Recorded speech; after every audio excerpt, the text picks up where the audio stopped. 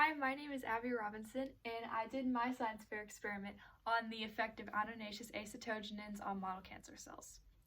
So, the pawpaw is the only fruit that is native to North America, and we happen to have a pawpaw tree right outside my school. So, I thought that it would be a cool experiment if I could do something with the pawpaw tree and the leaves or whatever, just something with it, because I'd never heard of it before and I just thought it would be cool. So I was digging around the internet and I found that the compounds within the pawpaw leaves, like the leaves themselves, not the fruit, had anti-tumor properties. So I was like, okay, this is cool. I could use this to potentially kill cancer cells.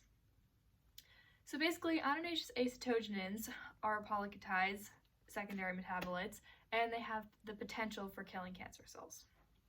So I researched the compounds a ton and came up with an experimental design. My plan was to gather leaves from the pawpaw tree at 2 different seasons. I did it at fall and winter, just in case the amount of this compound present in the leaves was different during the 2 different seasons, so that I could have good, accurate results. So I gathered those leaves from the 2 different seasons, different months, and I made a solution with each of the leaf types. So the solution was made of distilled water and like fragments of the leaves. And what I did was I added them to media that I would use then to kill model cancer cells. The types of model cancer cells that I used are P10 cells. They're a strand of Dictyostelium discoideum, and they model cancer cells because of the way they mutate, grow, etc. So once I made the solution, I added it with the HL5 media that usually these cells grow in. And I set up a petri dish. So my first group was controlled. So the P10 cells were just growing in there normally with their normal media, able to grow and mutate like cancer cells would. The second group was with the fresh pawpaw leaves, that solution mixed in with the media.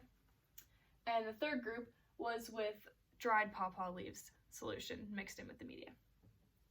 So what I did was I cell counted right as I started this experiment and then again after 24 hours. So once I did my cell counting, I did both of them. I made a chart. You can't really see it, but it's in my research paper. And I calculated the average, the standard deviation, and the percent change of the cell groups before and after my experiment.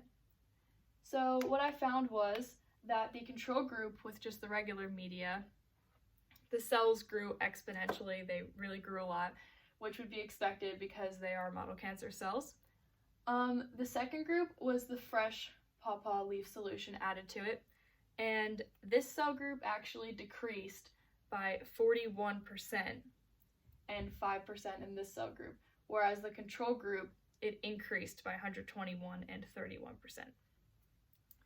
So clearly that was a decrease, meaning that it was killing the cancer cells, the compound Annonaceous acetogenins in the pawpaw leaf solution. The dried pawpaw leaves, the first cell group didn't have any difference in before and after the experiment, and the second cell group in this category I couldn't get an accurate reading for, so I just left it blank and didn't count that towards any of my number crunching.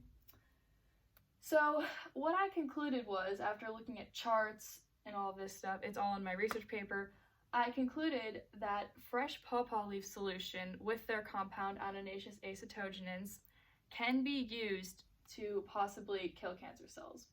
In my experiment, I only did 1 cell count, 1 run of the experiment, so it can't really be said if fresh pawpaw leaves can be added to the media to kill cancer cells. But it can be said that this needs to be looked further into for researching, because my experiment shows that it definitely does have an effect on cancer cells. So in conclusion, the effect of Annonaceous acetogenins on model cancer cells is that it definitely has potential to kill them. Thank you!